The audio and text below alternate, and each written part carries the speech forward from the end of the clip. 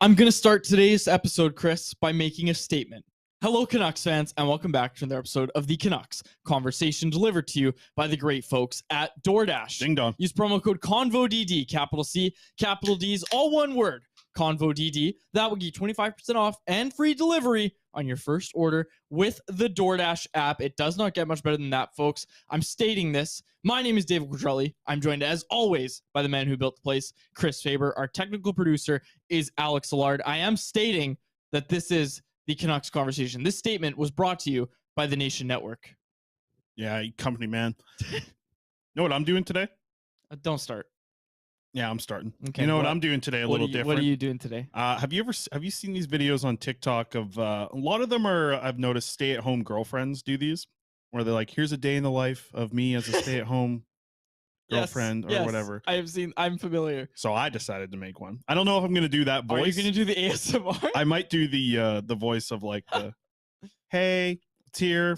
I'm drinking my grass caramel macchiato. No, it's always in the morning. They do this. This is my grass ground up with ginger and this. I'm taking a shot. Then I made my boyfriend his favorite teriyaki chicken bowl. He loves it. That's what all the videos are. But I'm doing today's the day in the life of a hockey reporter covering the Vancouver Canucks for Canucks Army. And I've done everything that I've done today. I've recorded video of it. And of course, today was a pretty busy day with what we're about to get to at the Bo Horvat statement. But check it out. It'll be on TikTok. I hope by the end of the night. Did you do so first I wake up and then I walk to the window and read some poetry?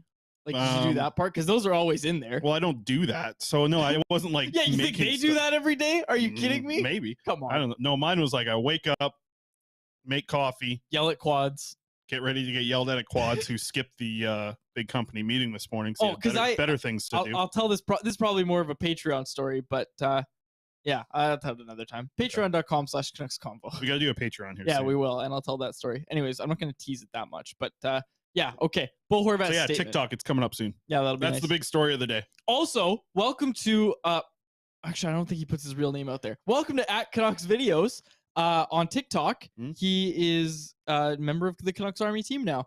Mm-hmm. He is.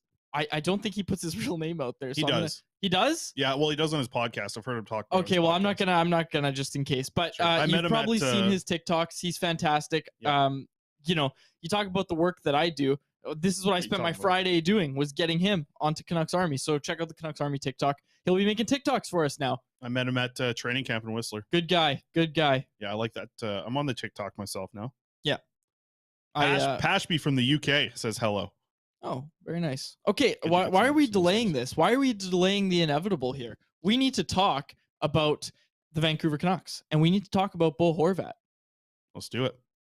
You're a little rattled because we forgot to hit record on the broadcast. Okay. Well, now that means I gotta do 45 minutes of editing, so that'll be in my TikTok. That's okay. Let's start here. I'm supposed to. I gotta get a video of you walking in or something, but I can't because the other camera here. And I take off so quick, you won't even be able to. Yeah, and I'll forget. Yeah. Okay. Let's talk here, Chris, because you heard it on yesterday's episode, folks. And if you haven't, you've probably seen it on Canucks Army. You've seen it on Twitter, wherever you get your news. You've seen it by now. There was a report from Rick Dhaliwal yesterday that was, backed up by Pierre LeBrun. Not that Dhaliwal needs any backing up, but everybody's kind of talking about this, about how Bo Horvat has rejected the Canucks' latest contract extension offer. Didn't really come as much of a surprise, I suppose, but Bo Horvat put out a statement today. That came as a surprise, I'd like to say. Bo Horvat didn't want to talk about it. That was what wasn't a surprise, if that makes sense. What was surprising is that there was a statement put out through the team. You just don't see that super often in this kind of situation. Bo Horvat faced the music. He spoke to the media, and he wasn't asked about more about things that the statement already answered. He just was asked, why put out the statement? Like, why did you feel the need to do that? And he apologized to his teammates. Let's play the audio, Alex. Yeah, let's play the audio. Has no idea. Let's hear the audio from Bo Horvat talking about why he put out the statement, because we'll get to the statement in just a minute. You know what? Let's get to the statement first. Read it off here. You got it in front of you. You want me to read it? I thought I didn't know what I was talking about. Well, you don't know what you're talking about. I'll read it then. This is the statement from Bo Horvat released by the Canucks. They sent this out in an email. Did they tweet this out too, or was this an email to the media? An email to the press. Okay, an email to the press. The quote from Bo Horvat says, "I am focused on this season and playing for the Vancouver Canucks, helping the team in any way I can. I will not have any further comments this year about my future." So here are some further comments from Bo Horvat about his future, because we obviously went into the locker room. And here's some of the audio that we grabbed. This is Bo Horvat on why he put out the statement. At this point, it's not about me. I mean, I've always wanted to keep this kind of thing confidential, and I've always, right from the beginning of the season, when the season started, I just wanted to focus on hockey and focus on the team and winning games and trying to lead this team by example and not let this be a distraction. And that's why I kind of released a statement where I just want to people to respect my privacy and my choice to keep this confidential and private. And right now I'm just trying to focus on the team, and that's winning games, trying to make the playoffs, and trying to lead by example night in and night out. And I feel bad for my teammates having to hear all about this in the media, and I don't want it to be a distraction, so I apologize to them. And for me, it's just focusing on winning hockey games here. So I've been at every home game aside from the one on Saturday. Seen a lot of post-game interviews with Horvat, done a lot of post-practice interviews with Bo Horvat in the locker room. And there's times where like he's down, right? Like he's, the team lost and he still has to come out and speak. Like, I don't want to say he was like emotional about this one, but you could see that there was like the tone in his voice kind of sounds the same as it does after Canucks lost. But I don't know, you could see that kind of sparkle in your eye, when you really get in when you're talking about a situation like this. So I found it interesting enough to just have a statement be put out, because obviously like the report yesterday from Rick Dollywall, that went around the league. I even saw it, I throw Tim and Sid on after this show.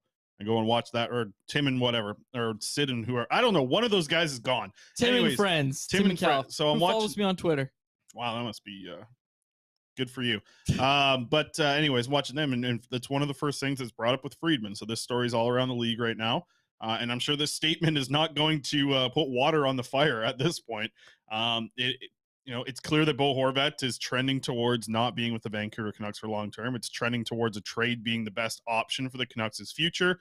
And it's weird because like I feel like there might have been some worry of just like, maybe the Canucks want to hang on to him for a playoff run. I don't think that's even like has a chance of happening anymore. To the point that we've gotten to right now with the statement now being released by the Vancouver Canucks to the media, there's no turning back, right? Like this is now the team taking calls on who can give the best offer for Bo Horvat. And think about like Frank Saravalli's article was about, a few weeks ago.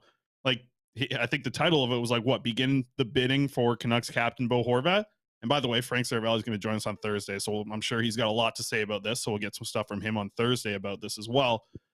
But yeah, that is it. Like it's time to begin the bidding. Who can give the best package here put together for Bo Horvat? And that's where we're going to go from here, because I don't think there's any chance really of him coming back now. You don't come back from a statement. You can't come back from a statement. Yeah. What do you even say about this? Exactly. Like, that's the thing. And I know, there's some people out there that are pointing out and being like, well, Horvat just wants money and he doesn't want to take a hometown discount to stay with the Canucks. And I'm sorry, but why would he take a hometown discount to stay with this team? And like, there's people, and it's not just Sid, who you were just talking about, people saying stuff like, get out while you can. This is your out. Like, Bo Horvat's done a lot for this organization, right? Like he's been their captain. He's come out and, like you just said, carried a lot of water for this organization. He has. He's been a good captain. Like he's really good with the media. He knows how to handle the Vancouver media, and like he's been a very good captain for this team. And look, like I know they haven't won anything, right? But you look at the wingers that Bo Horvat's had, and again, I talked about this yesterday, where Bo Horvat's been here for 10 years now, approaching 10 years. He has not had consistent wingers at any point. Like Sven Baertschi and Brock Besser are the most consistent wingers Bo Horvat's had. That's it. That's your captain. I was talking about this yesterday, and I don't just want to reiterate exactly what I said yesterday, but you look at it, and Bo Horvat wants to win, right? We don't think the Canucks are close to winning. We don't think Bo Horvat's going to get them closer to winning, right? Like that's what we talk about. He's a great player. He's a great goal scorer. Signing him right now to whatever it would take to sign him, which is probably north of $8 million, let's be honest here, on a max term deal. He's probably going to get 7 by 8 or 8.5 on the open market, right? And keep in mind, he could sign with the team that trades for him, right? So there's that in mind too. But what I'm trying to say here is just that through all these years, the Canucks haven't done anything to win. And the one year that they did, where they got to the bubble and Bo was really good in the playoffs, right? Didn't have to play a matchup role in that playoff series, right? Really freed him up offensively, okay? Then they go and lose the guys that Bo is close with on the team, the veteran leadership on the team with, Chris Tanev, Jacob Markstrom. I don't have to go through the list. All those guys, Tyler Toffoli, Troy Stetcher, those guys that, were glue guys in the room. Let's be honest here. Losing all those guys in free agency, what did they end up keeping from that? Jake Virtanen, and who was the other player that got prioritized? Jeez, I don't know. Yeah, sorry. Bad recall off the top of my head. But regardless. Mostly those players just ended up walking. Yes, exactly. And again, this isn't trying to say like, oh, they should have kept Markstrom. They should have kept Tanev. That's not what I'm trying to say. What I'm trying to say is they didn't do enough to fill in the gaps left by those guys. And as a result, their team wasn't competitive. And Bo sees that, right? And he sees where the team's at right now. And he sees that he's almost at a 60-goal pace right now. And the team can't do anything. Like, they can't do anything. They can't win games, and it's not his fault. Again, talk about the square peg being pushed into a round hole. Bo's not a shutdown center. If we were talking about Bo Horvat in the context of, wow, here's a really good second-line center who you don't have to put out against top competition that can absolutely feast on anybody he's put up against offensively. Yeah. In a second-line role, this is a second-line center that can score you up. Like, he can score you 40 goals this year. He could be the best second-line scoring center in the NHL. Yeah. Right? Like, seriously, he could if he continues to play like he is right now. And Lisa's got a comment in here into the YouTube chat. She says, he deserves the good contract, not Miller. And I think just looking at the decisions and the way things have evolved this year of where, like, Pettersson and Mikheyev looks really good as a defensive line, right? Yeah. Whoever you play with them, it depends. It changes a look, obviously, defensively, but you could start to say that Pettersson and Mikheyev can match up against other teams' tops. That'll give you the opportunity to have Horvat as your second line. Now you're going to have to rely on JT Miller being the center of that second line when Bo Horvat gets traded. So decisions were made in the offseason, and that's where we're at right now. Also, got to get to this. Corey Anderson jumped in the chat. Corey listens to the show a lot. We appreciate it. Appreciate the interaction. I'm just using this as an example because there's a lot of fans that agree with Corey here. Mm-hmm. Corey said, stop blaming the wingers. Wingers go to die on Bo's line. He's not a line driving, distributing center. That's true. Bo's not a playmaking center, but he's still the captain of this team. And because of the lack of depth on this team for years, they haven't been able to find anybody that fits with him. That's not on Bo. Like, I'm not necessarily even talking about like, hey, Connor Garland's not working out with Bo Horvat, or Nils Höglander's not working out with Bo Horvat, or whatever. Okay, I'm not talking about that. Like, you look at the list of names. There's the Louis Ericssons. Tanner Pearson almost fit for a good chunk of time, right? Like, Tanner Pearson was almost a mainstay on Bo's line. It's not Bo Horvat's fault that Tanner Pearson can't finish as much as he used to, maybe, right? Like, you just look at this team and the construction during the years of Bo Horvat. Like, Travis Green at multiple points came out to the media and said, I've given Bo the chance to come vent to me about the lack of wingers he's played with and, the position we've been putting him in. And Bo's never complained. Bo never complained. This was during, like, I'm not talking right now. I'm talking during like 2016 to 2020 or whatever it was when Travis was saying this stuff about, I've given Bo the chance to, vent to me a little bit, and he never does. He never complains. So that's what I'm trying to point out here. They've never once been able to find this guy a mainstay staple wingers. Like, we've talked every year about this is the year Bo Horvat gets some wingers because the team went out and got depth, and it never works. And again, some of that is on Bo. Some of that is on Bo for not being a player that can just work with anybody. Like Elias Pettersson, for example, right? Like, Elias Pettersson can work with basically anybody, but still, you want to find him mainstay wingers. You want to find him wingers that don't leave. And right now, it looks like he might have that in Andrei Kuzmenko and Ilya Mikheyev, but with Bo Horvat, he's just never had that. Like, he's had Sven Berchi. Sven Berchi and him looked good for a bit, but Sven Berchi evidently wasn't an NHL player when all was said and done, right? So your best winger to play with Bo Horvat turns out not to be an NHL player. Then you've got Brock Besser, who you like more with Elias Pettersson because Elias Pettersson's just a better center than Bo Horvat, right? Putting him in this shutdown role where he's got to play with Louis Eriksson, there's a good example. Like, it's not Bo's fault that Louis Eriksson can't score. Yet Bo is forced to play with Louis Eriksson on a line, on a shutdown line, like on a line that's expected to match up against the other team's best lines. It's just, look, I get that Bo isn't this amazing center. And again, this is partly why we say the Canucks shouldn't be the one to sign this ticket. Canucks shouldn't be the ones to sign him to this contract. Bo isn't going to go out there and make who he plays with better, right? But he still needs wingers that are going to help him achieve what he's capable of doing. And we see what he's capable of doing right now. Most of that is coming on the power play. Like, hell, even look at JT Miller. Like, JT Miller's working out with Bo. Like, those two probably aren't going to get separated. The only problem with that is JT Miller's supposed to be a center, and he's going to be your highest paid forward. I'm not going to get into this more, but my point is that there's no reason for Bo Horvat to take a hometown discount to stay with this team. And it doesn't surprise me in the slightest. And I don't fault Bo for that. I don't think he's selfish for doing that. Bo wants to win. He's the opportunity to win and get paid more if he leaves, and that's exactly what he's going to do. Yep. And to Corey's point, Corey also replied, and he said, great players make players better. And that's the thing about Bo Horvat is, like, he's not a first-line center, right? Like, he isn't that. He is a very good second-line center, and you could probably take him in the category of, like, listen, he's a really good player, and he's going to be great on your power play if you use him in the bumper like the Canucks have used him. That's where a lot of his production comes from, right? Let's be honest. So a lot of his production comes from his work on the power play, but 5-on-5 as well, like you see, and there have, like, the player who's assisted the most of Bo Horvat's goals this season, JT Miller. The player that Bo Horvat has assisted for the most this season, JT Miller. So they have been able to put some production together at 5-on-5 as well, and they're kind of coming together for that at 5-on-5. Obviously, they've played a lot together, so it's like, you know, you probably have to start to see what the rates are of them playing together and how much they're assisting on each other. But listen, Horvat's going to go somewhere, and he's going to be very productive wherever he goes. And he's obviously, like, the face-offs is going to be another big addition for a team. Every team wants to have that kind of guy who has this sort of leadership quality that Horvat does.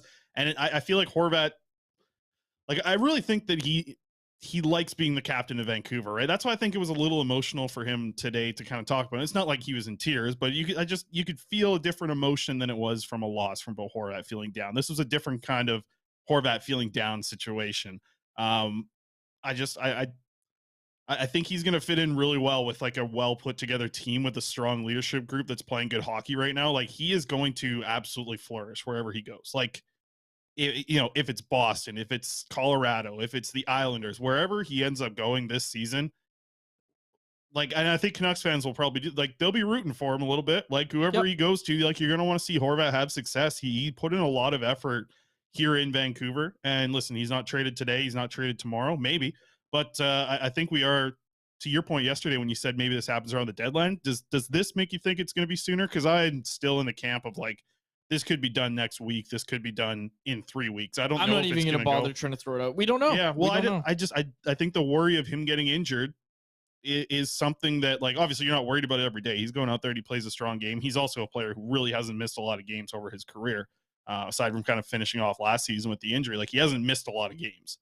So I don't think you're super worried about the injury thing, but I think, like, you want to get this done sooner rather than later with Horvat. Now that there's a statement out there, now that his agents had these reports from Rick Dhaliwal, like, I think this is done sooner rather than later. People are pointing out in the chat that, and rightfully so, that Bo's never really been the setup guy. He needs people to get him pucks. Yeah, he does. Yeah, he does. Absolutely, he does. It's just not your typical center who's, like, the playmaker. He's not that, but he's still a really good center. He's a good player, and you need to surround him with good players. And again, that's why free agency is probably very enticing to Bo, because he's going to go to a place it's like where they can say, hey, you're gonna get to play with our best wingers because we really believe in your goal scoring ability. And he doesn't have that in Vancouver. And that's Lapway's comment is, he's a second-line center asking for first-line salary. Simple, trade him. Yeah, I mean, that's what's going to happen. It's not going to be surprising if it ever happens. Like, you're sorry. Hold on a sec. It's going to happen here soon. Hold on a sec. What is JT Miller making? Do you consider JT Miller first-line salary? Because JT Miller's not even a center for you right now. No,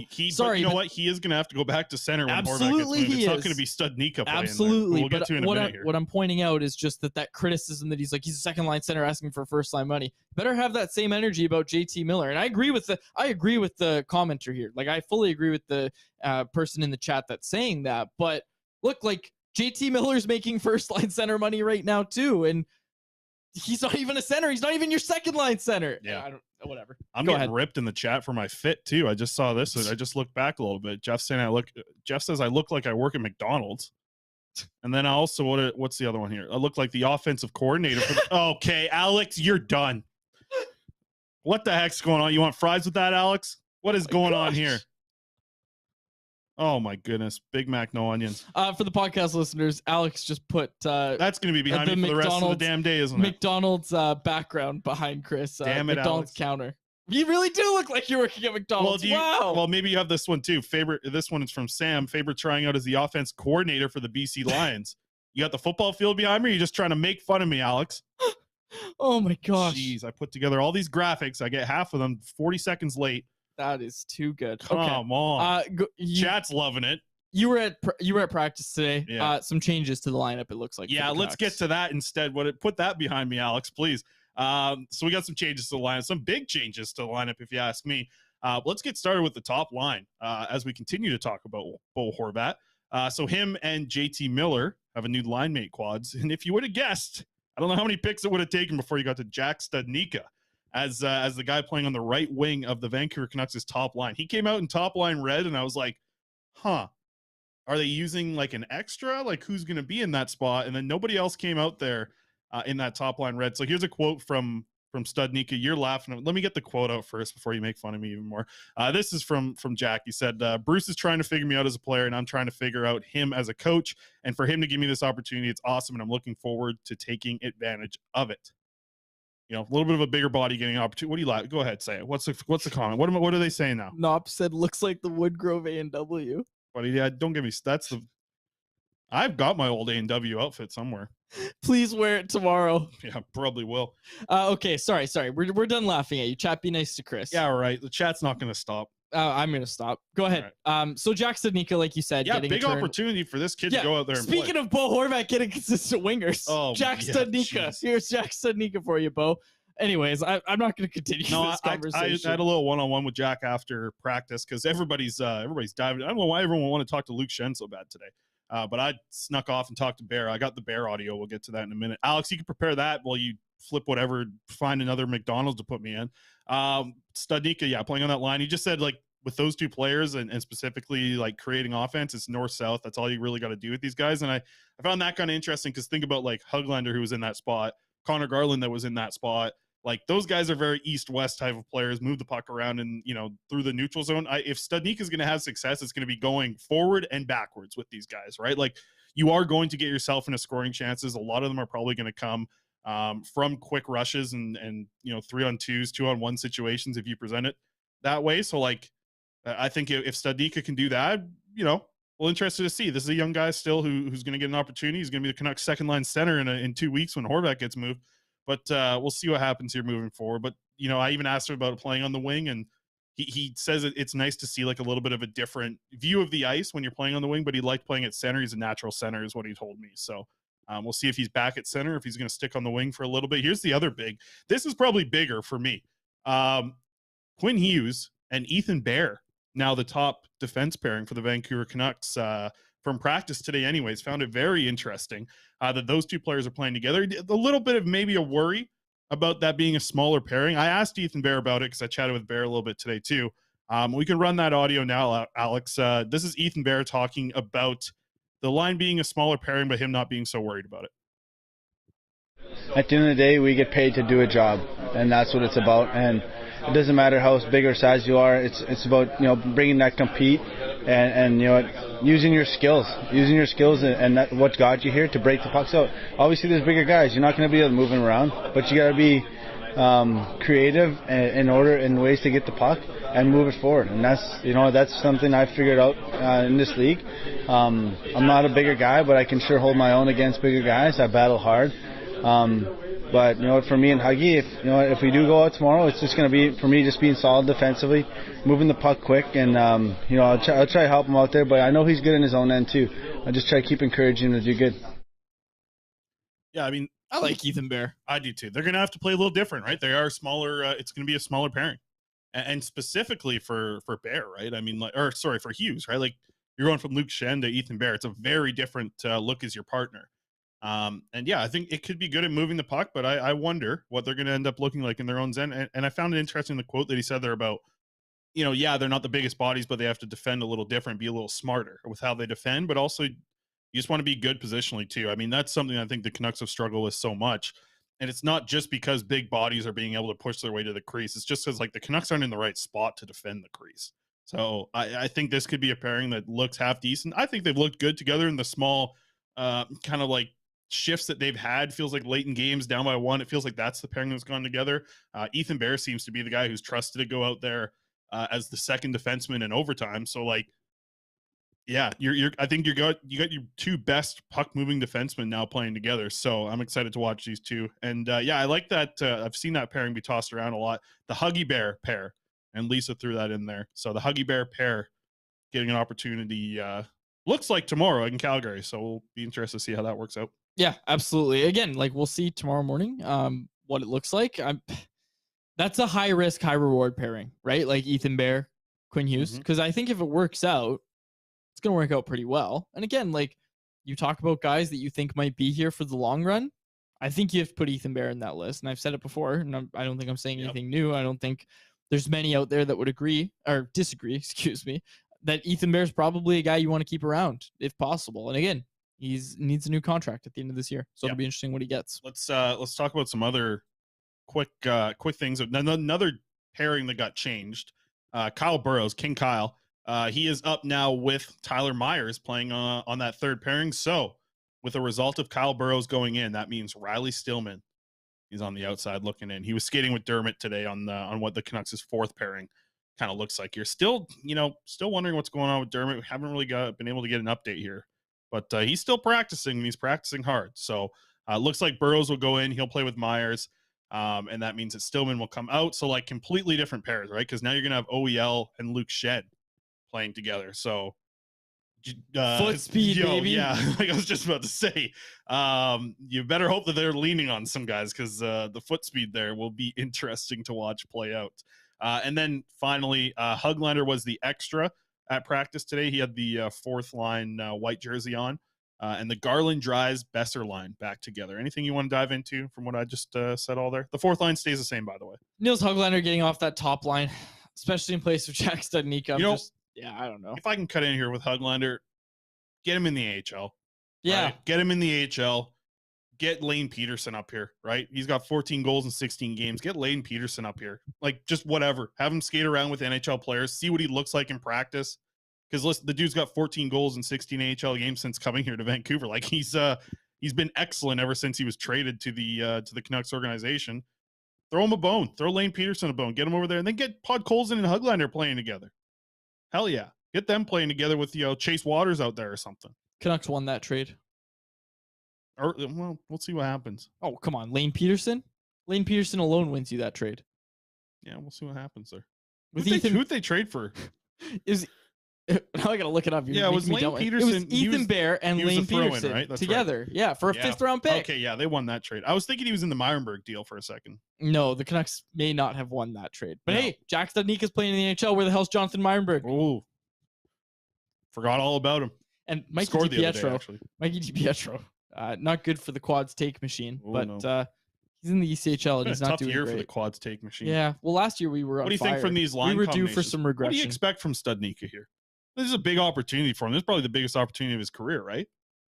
He wants to show Bruce what kind of player he is. So let's see what kind of player he is. I haven't been blown away by Studnicka, but again, what I said about Studnicka last week remains true. Get this guy in the lineup, put him in positions to succeed, right? Like, you don't want another bottom six winger out of this guy. He scored a lot in junior. See if you can maybe turn him into a middle six winger or a middle six center, right? Like, he's probably not going to be a top line player. Even though he's 23 years old. Yeah. Even though he's being deployed like one, he's probably not going to be a top line player, but see what you have in him. That's what this season should be for. Figure out who's going to be here for the long haul. Don't go into it not knowing what you have and then make the mistake and let go of a guy, i.e. Nick Dowd. There's a name. Yeah, Nick Dowd. Good player, fourth liner. I wanted to, somebody, Henrik asked in the chat, Elias Pettersson, 100%. Looked like it at practice. He was sick. He's back on the ice. I also I didn't see the dinner that they did last night. I didn't see any photos or videos of Pettersson, so maybe he wasn't in attendance for that either. I would hope not. Can we quickly touch on the Kuzmenko stuff, though? Yeah, Kuzmenko's, what you're wearing looks like Kuzmenko's hair yesterday. It was Kuzmenko's hair is unreal. He needs a haircut. Yeah, he probably does. But like, I was thinking, do you think he's had a haircut since coming over here? Maybe. No, maybe absolutely not. Based on that video, absolutely not. Oh, it looked awesome last night. Great head of hair for him. And Ty's asking in the chat, what happened to Joshua's tryout higher in the lineup? He might be. They didn't run power plays today. I'd be curious to see if he's still on the second power play unit, but it didn't really last much longer than one practice. That listen, we were told not to read into it. We didn't read into it too much yesterday on the show. Today is the lines I think we got to read into, because this is what I think we'll see tomorrow. And a couple players mentioned it. Like, I think Studnicka mentioned it to me that, like, you know, you can hear the players like, if I play there tomorrow, but like him and Bear were both like, when we play tomorrow. So I think that these are two things we're going to see in the line up tomorrow as they face the Calgary Flames tomorrow. Big game against the Flames here, and we'll see what happens there. Okay, let's get to our next thing. Alex, get your ticker going. I know you love that thing down there. Now when we say get it up, Alex, we're going to be talking about getting the menu behind you. No, don't. Get it up, Alex. I'm throwing that green screen out the window after this. I'm going to put it on the TikTok of me throwing a green screen out from the day in the life. Okay, go ahead. Surprises so far. You told me to prepare. Yeah. I prepared for this. Okay. I'll let you get started then if you're fully prepared. What's the biggest surprise of the season so far for the Vancouver Canucks? The Bo Horvat saga. You get the team overview up here, Alex. So I'll give you the reason why I say the biggest surprise is Bo Horvat. And I say the Bo Horvat saga because there's more to it. I'm not just talking about statement. I'm not talking just about him being the guy that ends up looking like he's going to be leaving the organization when everybody thought it was going to be JT Miller that was traded at last year's deadline. I'm talking about the fact that Bo Horvat right now is on pace to score over 60 goals. That's what I'm talking about is most surprising, I think. And the fact that Bo really priced himself out of Vancouver. And again, I don't know this for a fact, but you have to think that what Bo was asking for at the start of the season is different than what Bo is asking for right now. And you also might wonder, and again, this is me speculating, I don't know this for sure, that the Canucks' most recent offer that Bo has now turned down was probably what Bo was asking for at the start of the year, right? Like, do you think it's safe to say that? Yeah, I think you would have gotten Horvat cheaper than Miller in the offseason. Yeah. Like, I don't think how you could see otherwise, really. Unless Horvat was like confident this is the year he's going to score 60. He didn't want to sign that in terms deal. of total dollars, I think it would have been similar. Like, I think he might have got Bo at 8 years for $7 million. Like, I think Bo probably takes that. But like, same total value. Wasn't obviously. The rumor of it was somewhere in the fives? No. That was a report from Saravalli that the Canucks, when they started the negotiation process, they started at the Ryan Nugent-Hopkins number, and there was different reports that hurt Bo's feelings and everything, but I don't know.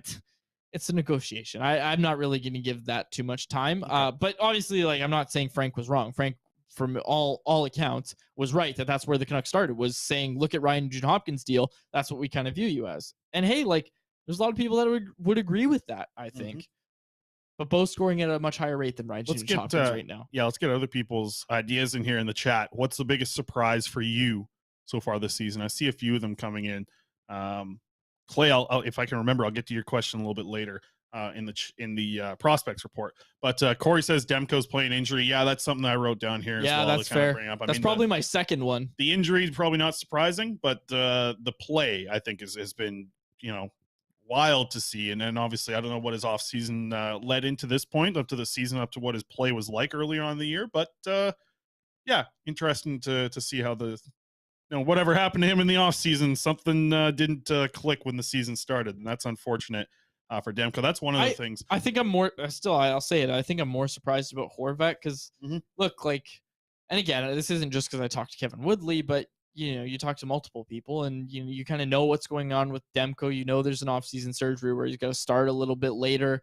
I don't want to say he rushed himself, but he did come here earlier from San Diego, and after getting married, he jumped right into it with Ian Clark. He was one of the first guys here out at 8 Rinks in Burnaby. We were watching those sessions, and like, all I know is that is a different routine than Thatcher Demko is used to in the offseason. And again, I'm not saying, I called it, because I definitely didn't. I didn't think Demko was going to be this bad, but it doesn't surprise me as much as Bo scoring at the rate we've seen and just how everything's unfolded, right down to JT Miller being the player that gets prioritized by this team. I think that surprises me more as the whole saga. I didn't see that coming at all. I think if you had told me that what's happening with Bo Horvat, like, hey, yeah, by the way, we're going to be more than a quarter way through the year. Bo's still going to be scoring a 60-goal pace. We're going to be a quarter of the way through. Bo's going to put out a statement. There's going to be this going on. Everything that's happened with Bo Horvat, you told me that. And then you also told me, oh, and Thatcher Demko's going to struggle and he's going to get injured, I would say that I would have a harder time believing the Horvat thing than the Demko thing. That's why I put it higher. I would be the opposite. Really? Yeah, I'd have a harder time believing. Or wait, no, you said the opposite. No, I agree with you. I was gonna say, I'm like, oh, excited to hear you try and explain this. I think it would be more. I would more believe that the Horvat thing would happen. Yeah. Jeez. Okay. Double negative to me there. But Ty's got another point here. Surprise is the positive production from the lesser lights in the lineup. Unsung Hero Award should have Spencer Martin's name on it. Yeah, I mean, he's definitely in the equation. I think. Listen, the other names I wanted to bring up was like, and we've done a couple of not so positive stories. So a positive one is like what the pro scouting department has done with Ethan Bear, finding him and being able to grab him and get him into the lineup. He's now playing with Quinn Hughes on the top pairing. On top of that, Neil Zaman, what have I said? I'm fabergasted by everything that the Neil Zaman has done so far this year. He's still playing in the lineup, man. He's still an everyday player. He's come in and he was at development camp, right? This guy was at development camp with the Vancouver Canucks. He's playing in the lineup. He doesn't come out of the lineup for the Vancouver Canucks. That's impressive. And then Dakota Joshua as well.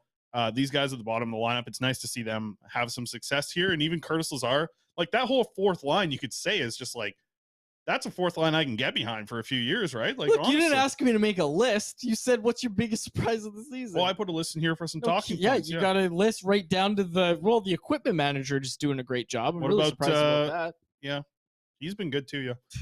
I've seen it, yeah, 2 bags that he was carrying today at once, 2 full hockey bags. Shout out Pat O'Neill, Red Hamilton. It wasn't Pat. Pat does a good job. Pat's been here forever. Yeah, he has been here forever, but he's not a bag carrier anymore. He's graduated. Hollywood. All right, let's get to a quick prospect report, and then we'll get to our Betway bets, and then we'll get out of here. Quickly. Yeah, before I get to the prospects, what did I have? I saw a question here about Cam Allen. Yeah. I think that this draft doesn't have a ton of right D prospects. I think Allen's going to end up being the top guy, and he probably goes in the top 10 because there's nobody else. ASP might be interested to see where he goes from out in Sweden. He's been scoring like crazy. I put the stat in an article the other day. I think that like his team is like 11-1-1 when he plays, and without him, they're like have a losing record. So he's been damn impressive in the SHL as a 17-year-old. So keep an eye on that. But yeah, Cam Allen probably, I think the Canucks might be able to add like ASP with their late round pick if they end up trading and getting a first year for Horvat. So it'll be interesting to see if they want to go the right D direction that way. But if they are picking in the top 10, I don't think you really want to go for Allen in this draft. Like, you have so much other talent to get it forward. And yeah, I don't think that you want, unless you're like sitting at 12 and he's there, maybe that's an option. I also haven't seen a ton of him play, mostly highlights and stuff, and just kind of following what some other people are saying about him. So I don't want to say that I've seen Allen play a ton from shift to shift stuff. So prospects report, Philip Johansson scored today. You came in here, Quads. When you came into the studio, you saw me cursing the SHL. I'm mad at the SHL now too. So it's another, one of these mega corporations like them and everybody else. They're all out to get me. I still haven't seen my passport from the government. I don't know when that's coming in here. But once again, the hardworking man, me, gets pushed down again. So the SHL, they're screwed me over here. I'll have a talk with I know some people in the league. All right, let's go. Come on, hurry up. Anyways, Philip Johansson, he scored a goal today, and this is the only thing I could clip. I got a Louis Eriksson empty net goal, which I didn't get a chance to put onto the show here, but maybe I'll play it tomorrow. Everybody can watch Louis Eriksson's 150-foot empty net goal. Just a star. Quickly, not to interrupt you, but Gary Bettman spoke today at the NHL Board of Governors meeting. Salary cap is probably going up by $1 million next year. Not great news for the Canucks, as it's hard for teams to do business in a flat cap environment in terms of trades. Nobody wants the Canucks players, it seems like. And look, like, I'll be interested to see. Is there a fire down there? Sorry, I just got so distracted. There's like 8 fire trucks right there. I don't see any smoke though. Okay. Yeah, we can't see it on the camera. Sorry. Total distract. That's my bad. Maybe I should. I'll zoom the camera in there. Well, you go on with your positives, or your prospects report, excuse me. But I just did want to get in that Gary Bettman said not only that, but he also said that digital board ads make the game more watchable. He said that was polling data. I'd be curious to see who voted in that poll. Poll. Show yourselves. We just want to talk. That's all right. I'm done. Wrap it up. Let's go. All right. Yeah, I was gonna ask about the meeting. I didn't have any time for that. I gotta get my TikTok together here. No other prospects to wrap up. We'll have some more kind of as the week goes on, because Abbotsford's got a bunch of games here coming up. So you'll probably see a bunch of starts from Archer Sealoves, your boy. We'll see if he gets any more of those shutouts. Or am I allowed to say that he plays tomorrow? Can I say shutout? Nope. Okay. Well, he plays tomorrow. All right. Betway. Let's do this. Alex, get it up. Pull it up, Alex. Betway. What do we got today? Kucherov or Matty Beniers. Is this from yesterday? No. This from yesterday? No. Didn't I do Seattle yesterday? No. You did Montreal yesterday. Don't get me started. All right. Just go. Let's go. Betway. Kucherov. Yeah, no, it's an either or. Did I do this yesterday? No, okay, never mind. Kucherov or Matty Beniers to score in this one, -175. $10 will get you 15.71. I just like rolling with these either ors. Makes you pay attention, and even if you just catch it in the highlights after. And then the other one. Have done this yesterday. You didn't do this yesterday. They play today. If future viewers watching tomorrow, then it's. Yeah. Oh, Alex is getting technical. Technical producer. Alex, can you put the menu behind Faber? No, don't put the menu up there again. Okay. Second bet, Kraken to win, over 6.5 total goals in the game, and Jared McCann to score. You know what? I feel like I did. Did Seattle play Tampa like last week? Why am I getting such like a? I don't, dude. You're getting crazy deja vu. I swear you did Montreal yesterday. It was Montreal, Calgary. I swear I've done like Kraken to win over 6.5 and McCann goal. I feel like I did that last week. No, They played tonight. Didn't hit, so we'll hit it this week. We'll hit it tonight. Yeah, I know they played tonight. Okay. Betway. Yeah, 19 plus. Betway. I am. We crushed this. I'm lost. Head in the clouds. Yeah. Well, head in the clouds. Yeah, right. Oh, we could get a cloud. What's going on here? Hey, who's that? Tennessee?